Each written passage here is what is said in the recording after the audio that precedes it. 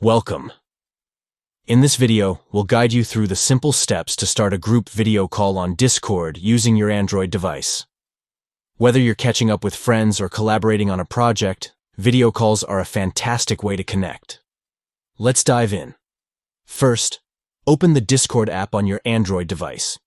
If you haven't already installed it, head over to the Google Play Store, download it, and log into your account.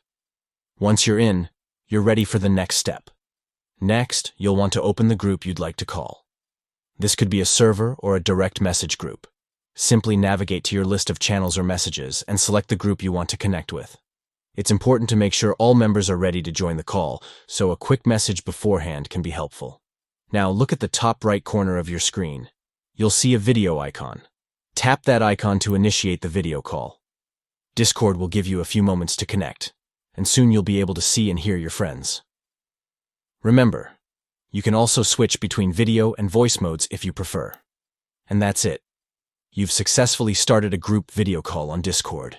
Enjoy your conversations, share some laughs, and make the most of your time together.